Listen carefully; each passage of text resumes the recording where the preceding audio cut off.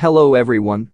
Did you know that deterministic optimization algorithms are methods that produce the same result every time they are run, with the same initial conditions and parameters, meaning their behavior is fully predictable and not influenced by randomness?